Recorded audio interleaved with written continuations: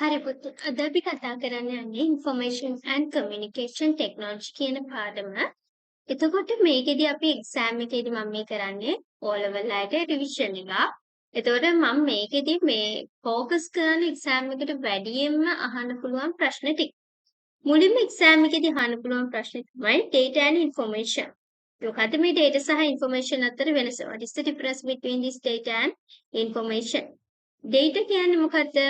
ඒ කියන්නේ අපිට බැලු බැලමට කිසිම අදහසක් නැති අකුරු ඉලක්කම් සංකේත රූපවලට අපි කියනවා මොනවාද data එකක් කියලා. data process කරාම අපිට එනවා informations through අපි decisions ගන්නවා.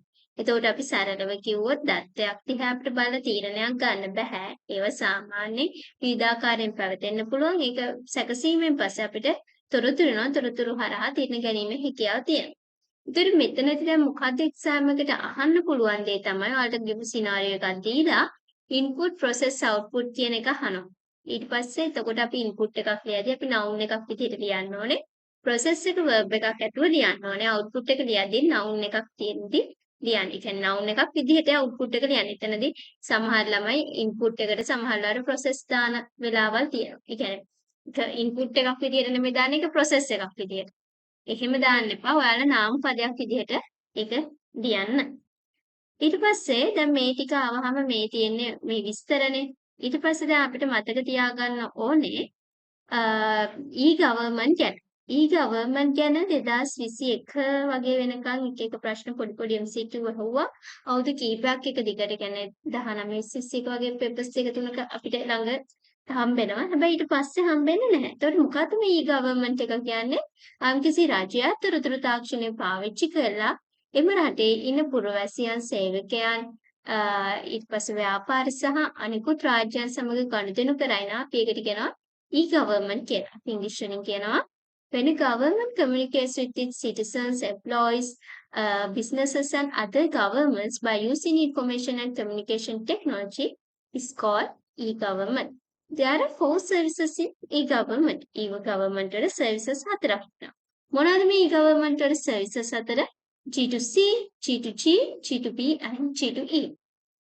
G2C කියන්නේ පුතේ government to citizen. මොකද G2C කියන්නේ government to citizen. එහෙනම් list of government organizations, payment of utility bills, renewal of vehicle license, government information services, constitution, legal system, map of Sri Lanka මේ තියෙන්නේ. මේක අපි බලා ගන්න ඕන points ටික. අපි සුට්ටක් මේක ready වෙලා යන්. එතකොට MCQ එකක් වගේ ආවොත් අපිට කරගන්න පුළුවන්. දැන් මම මේක describe කරන්න. G2C කියන්නේ government to citizen එක කියන්නේ රජයකින් ඒ රටේ ඉන්න පුරවැසියන්ට මොනවද දෙන්න ඕන දේවල්. එහෙනම් ඒ රාජ්‍යය විසින් දෙන්න ඕනේ මොනවාද රාජ්‍ය සංවිධානය, රාජ්‍ය නොවන සංවිධාන මොනවාද කියන හරි විදිහට දෙන්න ඕනේ. නැත්තම් මිනිස්සු දන්නේ රාජ්‍ය බැංකුවක් කියන්නේ මොකද්ද, රාජ්‍ය නොවන බැංකුවක් කියන්නේ මොකද්ද කියලා. එහෙනම් ඒ වගේ list of government organization රාජ්‍ය සංවිධානය පිළිබඳ ආයතන පිළිබඳව හරියට අපි දෙන්න ඕනේ. ඊට පස්සේ payment of utility bills. අපි ඉස්සර ගත්තාම light bill, වතුර bill ගෙවන්දී අපිට යන්න වෙනවා ඒවා government එකෙන් ගන්න charges නේ.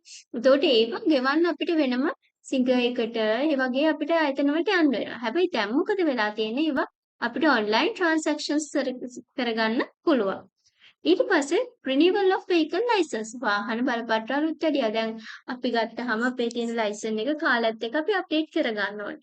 එතකොට ඒකට කරද්දී අපි online දැන් appointment එකක් දාලා තමයි යන්න ඕනේ මේ vehicle license එක renewal කරගන්න.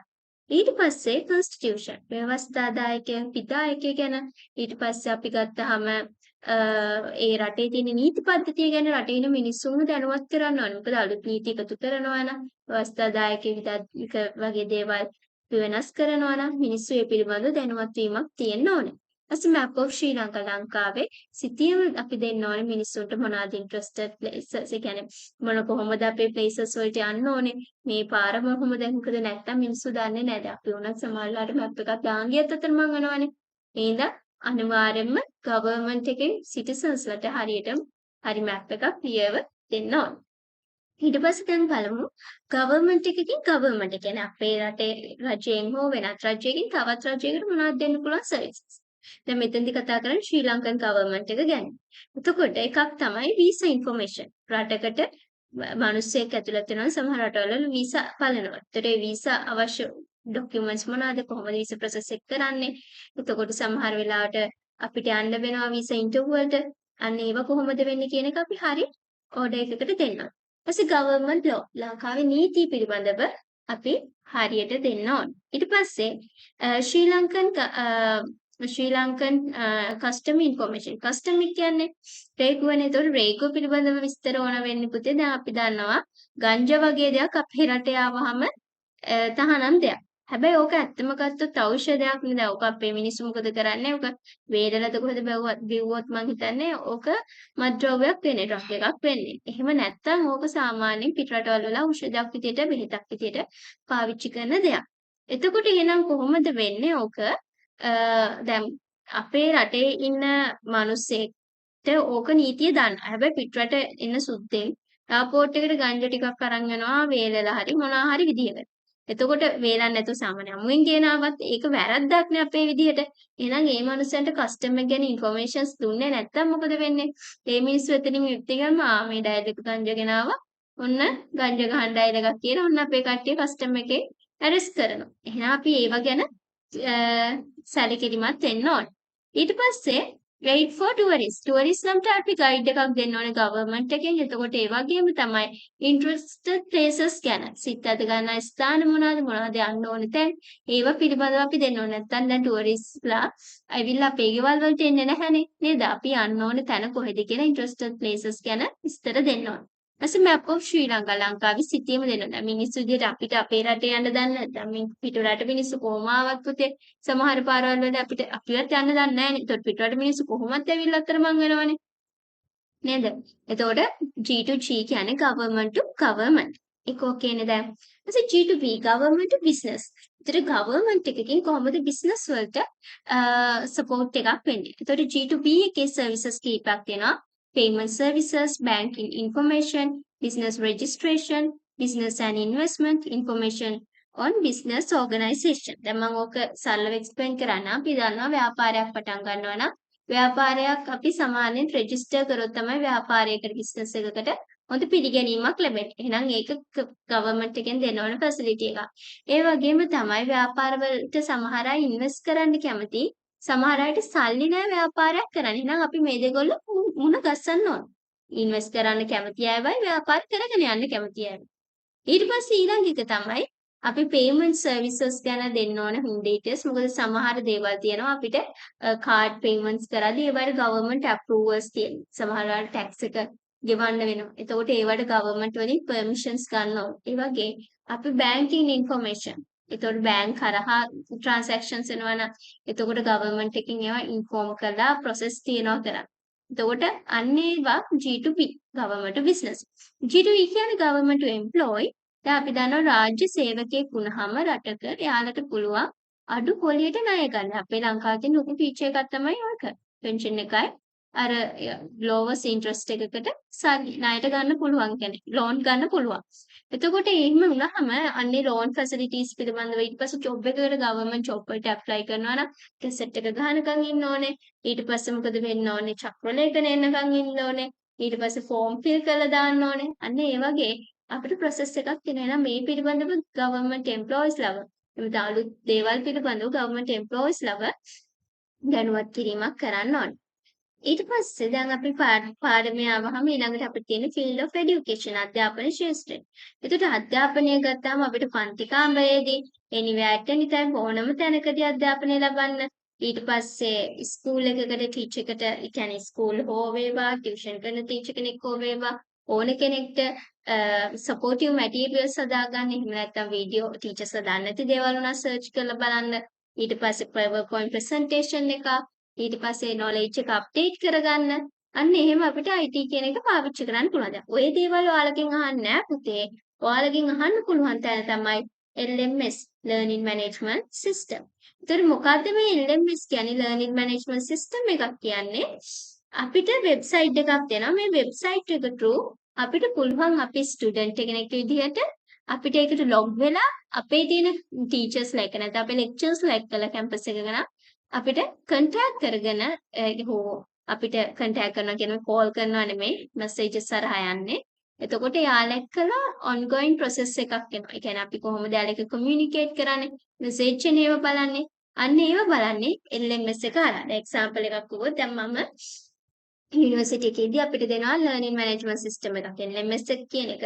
එතකොට මම කැම්පස් එකේ පුතේ දෙනවා අපිට assignments කියලා. assignments කියන්නේ අපිට කැම්පස් එකේ lecturesලා දෙනවා දැන් ඔයාලට දෙන්නේ homeworks නේ. එතකොට අපිට දෙනවා සමහරවිට homeworks assignments විදියට. ගැන game විදියට දෙනවා. එතකොට ඒවා අපි කරලා on time දාන්න ඕනේ. ඒ වෙලාව පවුන සමහර modules අපි repeat කරනවා. කොහොමත් repeat කරනවා නැත්නම් එහෙම. එතකොට ඒ හින්දා අපිට පුළුවන් අපි හදන assignments අපිට upload කරන්න අපේ මේ LMS එක through. එතකොට අපේ lectures ලා මොකද කරන්නේ? ඒක අපිට බලලා අපිට ආයේ recheck කරලා අපිට එවනවා. හරිද? යාළුවා ඒකට marks ටික දානවා. එතකොට ඒක දාන්නත් LMS through. ඊට පස්සේ දැන් අපිට කැම්පස් තියනවාද නිවාඩුද මේ මැසේජ් සමහර වෙලාවට මේ LMS එක through එන්නේ. අපිට කෝල් කර one by one කියන්නේ නැහැ. අපි එතකොට ඒ ස්ටුඩන්ට් කෙනෙක් වුණාම LMS එක attend වෙලා බලන්න. ඊට පස්සේ අපි exam results උනත් දාන්නේ මේ LMS එකට. අපේ දැන් එන්නේ කැම්පස් එකක පුතේ අර රෙකෝඩ් බුක් එක වගේ ටර්ම් එකෙන් ටර්ම් එකට දෙන්නේ නැහැ. අපිට දෙන සෙමස්ටර් එකකට එන රිසල්ට් එක දෙනවා PDF එක විදිහට අපේ LMS එකට. ඊට අමතරව අපේ තියෙන අර GPA calculation එක බලා ගන්න පුළුවන් සයිට් එකකට ගිහිල්ලා ඊට අමතරව අපිට කොහොම එක්සෑම් ඉවරුනාට පස්සේ කැම්පස් අවුට් වුණාට පස්සේ තමයි අපේ ට්‍රාන්ස්ක්‍රිප්ට් එකක් දෙන්නේ. ඒක තමයි අපේ ඔක්කොම රිසර්ච් ෂීට් එක තියෙන්නේ. එහෙනම් මේක දැන් ස්කූල් එක ගත්තොත් ඊට වැඩිය වෙනස්. හැබැයි ස්කූල් එකක දැන් අපේ රිසර්ච් එහෙම අප්ලෝඩ් ඒ කියන්නේ අප්ඩේට් කරගන්න අප්ලෝඩ් කරගන්න මේ දේවල් පාවිච්චි කරනවා. ඊපස්සේ ලෙක්චර්ස් ලා මොකද කරන්නේ දැන් කැම්පස් එකක වගේ නම ලෙක්චර් මැටීරියල්ස් දාන්නේ නැහැ. මේ අර PDF එහෙම print out කර එහෙම අපිට එන්නේ කියලා බබා පාට් නැහැ.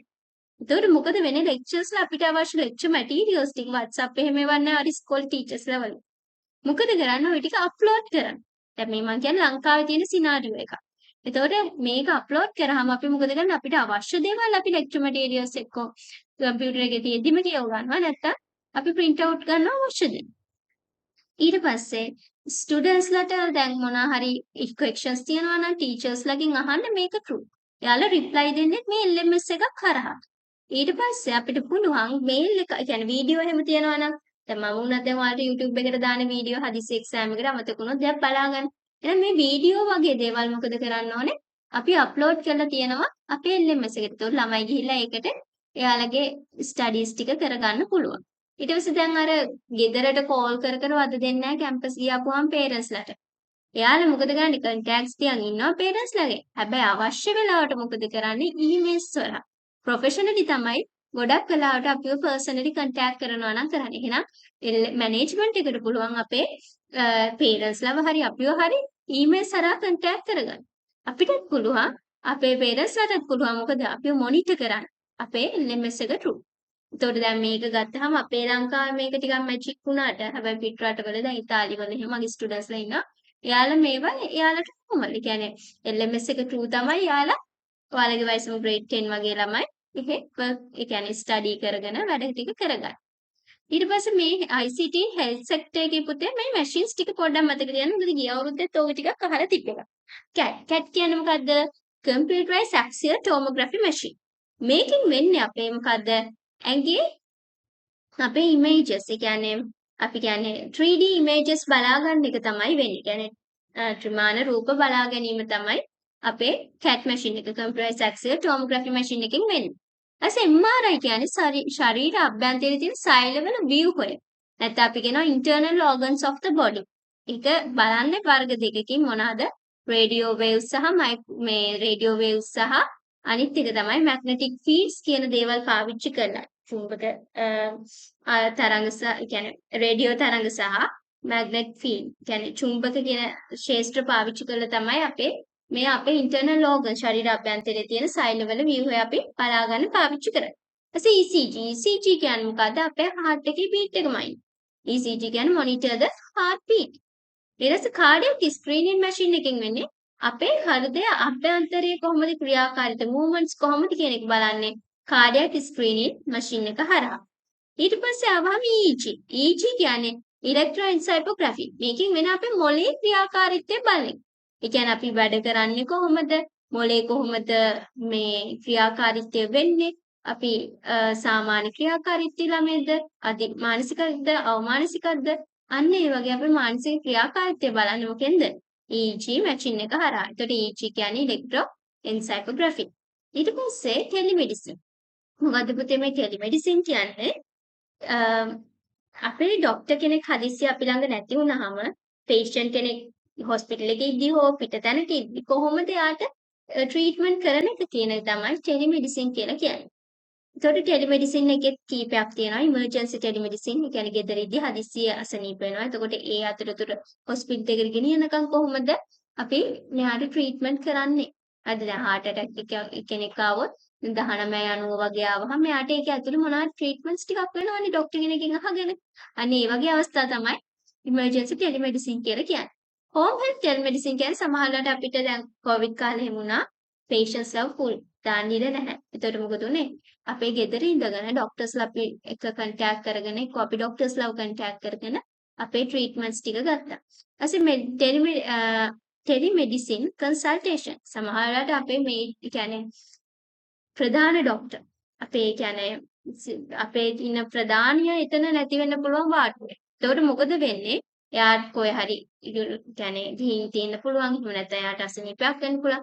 එයාව කන්සල්ට් කරගෙන අපි අපේ තියෙන ට්‍රීට්මන්ට්ස් වලට තව ડોක්ටර් කෙනෙක් හෝ නර්ස් කෙනෙක් අපිට අවශ්‍ය ට්‍රීට්මන්ට්ස් ටික කරනවා නම් අපි ටෙලිමෙඩිසින් කන්සල්ටේෂන් කියනවා. ඊට පස්සේ tele surgery or remote surgery කියන්නේ දැන් ඔපරේෂන් එකක් වගේ තිබ්බොත් දැන් හදිස්සිය හරි හෙඩ් ડોක්ටර් හිටියේ නැති කියන ප්‍රධාන එක්කෙනා හිටියේ නැත්නම් අපිට ඔපරේෂන් එක නොකර ඉන්න බැහැනේ. එයාගෙන් උපදෙස් අරගෙන හරි අපි දුරස්තව ඉඳගෙන මේ දේ කරගන්න ඕනේ රිමෝට්ව. එතකොට අපි ඉන්න එක තමයි ටෙලි සර්ජරි කියලා කියන්නේ. එතකොට අර ඔපරේෂන් එක වෙද්දි සමහර වෙලාවට අපි ඒ වෙලාවෙ එතන නැති වෙන්න පුළුවන්. හැබැයි එතනදී අපි කොහොම හරි ටෙලිකමියුනිකේෂන්ස් කරගෙන අපේ ඔපරේෂන් එක සාර්ථකව කරගන්න ඕනේ. ඊට පස්සේ මෙඩිකල් ට්‍රේනින් කියන්නේ ડોක්ටර්ස්ලා බෙහෙත් දෙනවා විතරක් නෙමෙයිනේ. එයාලා බෙහෙත් අපිට එයාලත් අසනීප වෙනවා. එයාලට උනත් අර අලුත් කරුණු ඒවා එකතු වෙනවා. මොකද අපි ඕන කෙනෙක් නේ. අපි IT ෆීල්ඩ් එකේ හිටියත් මොන ෆීල්ඩ් එකේ හිටියත් අපේ දැනුම හිතට අප්ඩේට් වෙන්න ඕනේ. එහෙනම් මෙඩිකල් ටෙලි ට්‍රේනින් කියන්නේ මොකද්ද පුතේ? මේ ડોක්ටර්ස්ලා උනා ට්‍රේන් කරන්න ඕනේ. කොරෝනා කාලේම ට්‍රේන් කරන්න අර එහෙම ටිකක් යන්න පුළුවන් ડોක්ටර්ස්ලාව බෑ. එහෙනම් මොකද කරන්න ඕනේ? එයාලව සාමාන්‍ය මොනා කරන්න ඕනද? මේ කියන්නේ දුරස්තව ඉඳගෙන හරි. කියන්නේ ඩිස්ටන්ස් හරි තියාගෙන අපි ට්‍රේන් කරන්න ඕනේ. ඊට මෙහෙට යන්න බැරි අවස්ථා වෙන්න පුළුවන්. නැත්නම් ටයිම්ස් එයාලට නැති වෙන්න පුළුවන් එන්න යන්න. ඒතකොට පිට රට හරහා හරි අපිට ඒ කන්සල්ටේෂන් වලට යාළඟ අටෙන්ඩ් කරන්න වෙනවා.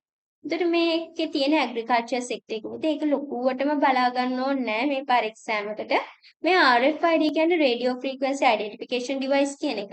ඒකෙදි වෙන්නේ අපේ ඉන්න සතෙක් හෝ අපි ඉන්න ලොකේෂන් එක. කවුරු හරි කියන්නේ ඇඳුමක් හෝ වේවා ඉන්න ලොකේෂන් එකයි අපි දැන් සත්තු වගේ ෆාම් එකක් ගත්තාම ඉන්න කවුන්ට් එකයි අපිට බලා ගන්න පුළුවන් මේ RFID කියන ටෙක්නොලොජි එක හරහා.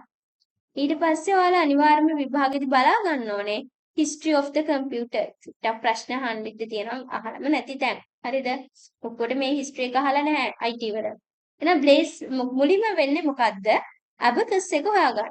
එතකොට abacus කියන්නේ සාමාන්‍යයෙන් මේ පොඩි ගණිත කර්ම කරන්න එකතු කිරීම වගේ දේවල් කරන්න මේ රවුම් එකට මෙහෙට දදා කරපු වැඩක්. ඊට පස්සේ ඒක උපකරණයක්. ඊට පස්සේ මොකද වෙන්නේ? ඒකෙන් පස්සේ එනවා බ්ලේස් පැස්කල් කියන එක නා පැස්කලයින් මැෂින් එක. නැත්නම් ඇඩින් මැෂින් එක කියන එක හොයාගන්න. ආකලන යන්ත්‍රය. ඒකෙන් එකතු කිරීම අඩු කිරීම සිද්ධ කරන්න පුළුවන්. ඒක බලාගෙන ඉඳලා ගොට්ෆ්‍රීඩ් විල්හෙම් වොන් ලිබ්රිස් කියන මොකද ස්ටෙප් රෙකෝන එක. නැත්නම් අපි කියනවා ලිබ්‍රේනිස් මැෂින් කියලා. ඒක අර එකතු කිරීම අඩු කිරීම විතරක් තිබ්බ එක වැඩි දියුණු කරනවා. දැන් මේ ස්ටෙප් රෙකෝන එකෙන් කරන්න පුළුවන් එකතු කිරීම අඩු කිරීම සහ වැඩි කිරීම බෙදීම. ඊට පස්සේ ජෝෂප් චක්වාට් කියන එක්කෙනා මොකද හොයාගන්නේ? පංච් කාර් සිස්ටම් එක හොයාගන්න. ඊට පස්සේ චාල්ස් බැබේජ් කියන එක්කෙනා ඇනලිටිකල් එන්ජින් එක හොයනවා. ඇනලිටිකල් එන්ජින් එකෙන් මොකද පුතේ වෙන්නේ? අපිට පුළුවන් ඉන්පුට් අවුට්පුට් ප්‍රොසෙස් සහ ස්ටෝරේජ් කියන කන්සෙප්ට්ස් හතර අපේ කම්පියුටර් එකක් ඒ වෙද්දි නිෂ්පාදනය වෙලා තිබ්බේ නැහැ. එතකොට මේ ඇනලිටිකල් එන්ජින් එක කියන්නේ ඇත්තටම කම්පියුටර් එකක් නෙමෙයි. ඒකෙදි වෙන්නේ අර ඉන්පුට් ප්‍රොසෙස් අවුට්පුට් ස්ටෝරේජ් කියන පරිගණකයේ තියෙන ප්‍රධාන කන්සෙප්ට්ස් හතර ඇතුළත් කරලා හදපු පළවෙනි යන්ත්‍රය. ඒක ඒ හින්දා තමයි අපි Charles බැබේජ් father of the computer කියලා කියන්නේ. ඊට පස්සේ මැඩා ඇඩම් ගස්ටා ලව්ලේස් එයා මොකද කරන්නේ ෆස්ට් ප්‍රෝග්‍රෑමර්. පළවෙනි ක්‍රම ලේඛිකාව කියලා අපි හඳුන්වනවා. දැන් මම ඔයාලට මේක ෆාස්ට් ට්‍රැක් වගේ යන්න පුතේ මේක මේ විදිහ ඔයාලා කරලා ඉවර හින්දා. හරිද? අනික මේ පාඩමේ ලොකුවට බ්‍රේක් එකක් එන්නේ නැහැ නේ. හැබැයි අපිට රිවයින්ඩ් එකක් කරගන්න, රිකැප් එකක් කරගන්න තමයි අපි මේ වැඩේ කරන්නේ. ඊට හොයාඩ් ඒගන්. හොයාඩ් ඒගන් කියන එකේ මොකද්ද හොයාගන්නේ? ඔටෝමැටික් සීක්වන්ස් කන්ට්‍රෝල් කැල්කියුලේටර් නැත්නම් මාක් 1 මැෂින් එක හොයාගන්න. සරලව කිව්වොත් මුලින්ම එන්නේ ඇබකස් එක, බ්ලේස් පැස්කල් පැස්කලයින් මැෂින් එක හොයාගන්නවා නැත්නම් ඇඩින් මැෂින් එක. ගොඩ්ෆ්‍රිඩ් විල්හෙල්ම් වොන් ලිබ්රිස් මොකද කරන්නේ? පැස්කලයින් එකෙන් පුළුවන් වුණ එකතු කිරීම අඩු කිරීම විතරයි. යා ඒක සංකීර්ණ කරා එකතු කිරීම අඩු කිරීම වැඩි කිරීම සහ බෙදීම විදිහට. ඊට පස්සේ Joseph ජක්වාඩ් punch card හොයාගන්නවා. Blaze Pascal කියන කෙනා පැස්කලයින් මැෂින් එක නැත්නම් ඇඩින් මැෂින් එක ඊට පස්සේ චාල්ස් බැබේජ් ජෝෂප් ජක්වාඩ්ගෙන් පස්සේ චාල්ස් බැබේජ් කියන කෙනා මොකද කරන්නේ? ඉන්පුට් අවුට්පුට් ස්ටෝරේජ් සහ ප්‍රොසෙස් කියන concepts ඇතුළත් කරන්න පුළුවන් මැෂිමක් හොයාගන්නවා. එන්ජින් එකක් හොයනවා. ඒක ඇත්තටම කම්පියුටර් එකක් නෙමෙයි. ඒ හින්දා යා මොකක් කියලාද father of the computer කියලා හඳුන්වනවා. ඊට පස්සේ ඇඩා ඔගස්ටා ලව්ලේස් කියන කෙනා first programmer කියලා අපි සලකනවා. හොයාඩ් ඒගන් මාක් 1 නැත්නම් automatic sequence control calculator එක හොයාගන්නවා. ඊට පස්සේ අපි ආවහම අපිට IT වල generations කීයක් තියෙනවද?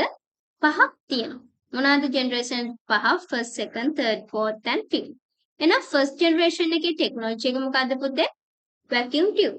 first එකේ vacuum tube. ඊට පස්සේ second එකේ මොකද වෙන්නේ? transistors තමයි අපේ technology එක වෙන්නේ. third එකේ මොකද වෙන්නේ? IC integrated circuit. fourth එකේ මොකද්ද වෙන්නේ? microprocessor එනවා. fifth එකේ මොකද වෙන්නේ? artificial intelligence. AI කියන එක එනවා. එහෙනම් first එකේ තියෙන දැන් මේක මොකද වෙන්නේ? පල්ලහැට එද්දී මෙන්න මේ generation වල පල්ලහැට එද්දී මොකද වෙන්නේ? size එක එන්න අඩු වෙනවා. power consumption එක මොකද වෙන්නේ? විදුලි පරිභෝජනය අඩු වෙනවා. ඊට පස්සේ heat එක මොකද වෙන්නේ? අඩු වෙනවා. ඊට පස්සේ අපි ගත්තාම තව මොකද වෙන්නේ ළමයි මේකේ efficiency එක කාර්යක්ෂමතාවය වැඩි වෙනවා. ස්පීඩ් එක මොකද වෙන්නේ? ස්පීඩ් එක මොකද වෙන්නේ? වේගය වැඩි වෙනවා නේද? ස්පීඩ් එක වැඩි වෙනවා. සයිස් එක අඩු වුණා, power consumption එක අඩු වුණා. ඊට පස්සේ heat එක තාපය නිපදවීම අඩු වෙනවා. ඊට පස්සේ efficiency කාර්යක්ෂමතාවයේ ස්පීඩ් එක වගේ දේවල් වැඩි වෙනවා. portability එහාට මෙහාට ගෙන යාමේ හැකියාව වැඩි වෙනවා. එතකොට අපි ගත්තාම මේ third generation එකේ හදාගත්තනේ IC මේක fourth එකට ආවහම මොකද වෙන්නේ? large scale integrated circuit සහ very large scale integrated circuit විදිහට වැඩි දියුණු වෙනවා. පස්වෙනි එකේදී මොකද වෙන්නේ? ultra large scale integrated circuit බවට පත් වෙනවා. ultra large scale integrated circuit විදිහට මේක පත් වෙනවා. හරිද? එහෙනම් first generation එකේදී පුතේ තිබ්බ programming language එක තමයි මොනවාද? machine language එක කිව්වේ. ඊට පස්සේ assembly language එක තිබ්බා. ඊට පස්සේ second generation එකේ ඉඳන් මොකද වෙන්නේ? high level programming language ටික එනවා. මොනවාද second එකේ ඉඳන් එන්නේ? high level programming language ටික එනවා. එතකොට first එකේදී punch card වගේ දේවල් තමයි data store කරගන්න input output process වලදී පාවිච්චි කරේ. ඊට පස්සේ second එකේදී tape ඊට පස්සේ floppy disk එක වගේ ඒවා ආවා. ඊට පස්සේ third එකේදී ආවම ඊට වඩා capacity එක enhance වෙනවා. ඒ වගේම මේ keyboard සහ mouse හොයාගන්නේ third generation එකේ. ඒ වගේම operating system එක command line කියන්නේ interface සහ ඔයාලට මතකද GUI කියලා operating system වර්ග දෙකක් තියෙනවා. එතකොට GUI එක graphical user interface එක ආවේ මොන generation එකේද? fourth generation එකේ. graphical user interface එක ආවේ fourth generation එකේ. එතකොට හැබැයි operating system එක ආවේ. ඒ කියන්නේ OS එක නේ generate වෙන්නේ third එකේදී. ඒක enhance වෙනවා fourth එකේදී graphical user interface විදිහට. එතකොට fifth එකේදී තමයි මොනවද වෙන්නේ? artificial intelligence කෘත්‍රිම බුද්ධිය සමගාමී දේවල් එන්නේ. ඊට පස්සේ අපි ගත්තාම මෙන්න මේ ටික තමයි exam එකේදී ඔයාලා වැඩියෙන්ම focus කරන් යන්න ඕනේ මේ පාඩමේ. මම මේ පාඩම ඉක්මනට ගොඩක් කරේ. ඔයාලට මේ පාඩම ගොඩක් අයට ෆැමිලිය පුතේ පුරේ ටයිම් වේස්ට් කරන්න ඕනේ නැහැ. ඒ හින්දා මේ පාඩම හොඳට පාඩම් කරගන්න, ඒ කියන්නේ අමතකයි බලන්න. අනිත් රෙකෝඩින්ග්ස් ටිකත් මම ඉක්මනටම අප්ලෝඩ් කරනවා.